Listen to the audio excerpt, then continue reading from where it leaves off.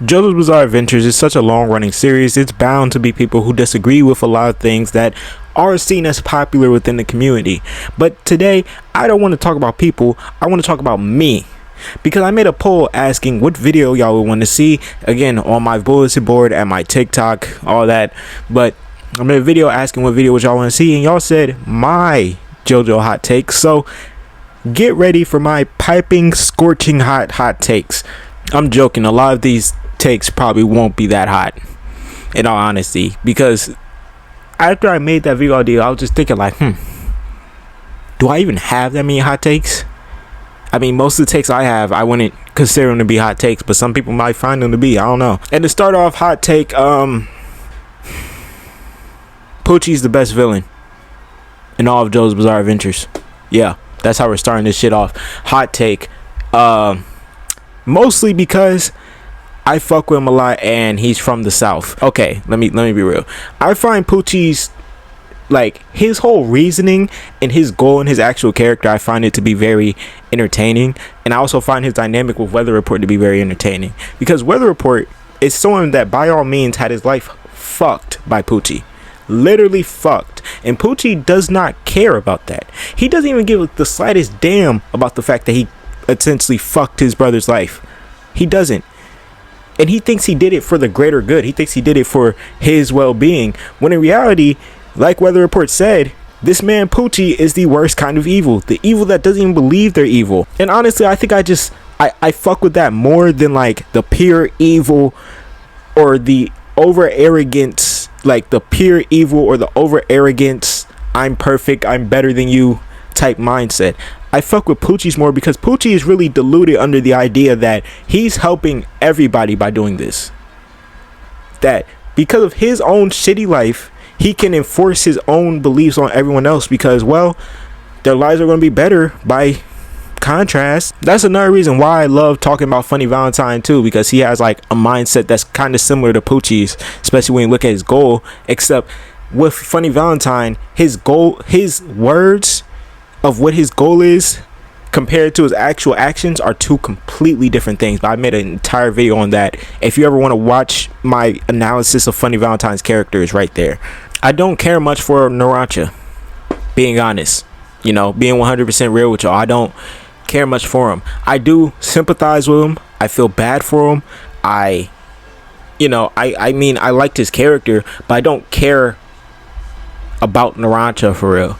Like, even when he died at first, I was really confused, because then I just see Giorno raked over the fucking rails, and I'm like, there's no way Giorno died. And then I remember, oh, they switched bodies, and we find out it was Narancia, and I'm just like, oh, well, that's sad, but like, realistically, what was he doing to Diavolo? You know, unless of course he caught him off guard, but like I'm not trying to be an ass. I know there's a lot of people who really fuck with Narancia, and that's fine and dandy. I just could never get the click. I never got the spark. This is more of like a neutral take. I actually enjoyed Part 8's ending. Do I feel like it was somewhat rushed? Yes. Do I feel like if I was reading it monthly, I would have been angrier than the way I read it, which was like 2 years after it ended, 3 years, 4 years? Like, yeah, I would have been angry. But honestly, I enjoyed it. I feel like there was some things that could have been tied up better, like Holly, Kira, Joestar, her whole ending. I feel like that could have been tied up better, but I actually enjoyed it. I liked it. Part 9 has the potential to be the best part in JoJo's Bizarre Adventures. From the little bit I've seen of it, it looks fantastic. Almost everything has been hitting so far, but then again, we are in the first 30. But you got to remember, when you look at Part 8, a lot of people, they disrespect Part 8 because it's slow start, but Part 9 started fast. We started quick. We were immediately right there.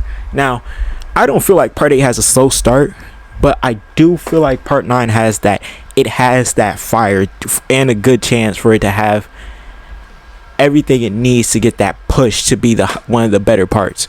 I don't know if this is a hot take, but I find the Stardust Crusaders side cast to be pretty weak, honestly. And it's not really anyone's fault, you know. Jotaro is Jotaro, cool. Kakyoin, he was cool. I liked him a little bit, but it was whatever. I like Polnareff probably the most of the side cast. Avdol is technically the one I like the most, but he barely got any screen time, so I can't even count him like that. Iggy was great. Joseph was cool. He was good. But like,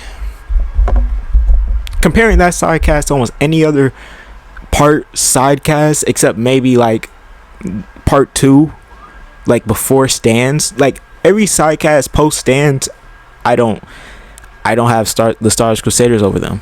That's just me personally. And then to end the video off, this is a hot take to some, not to others. Jolyne is within my top 3 JoJos.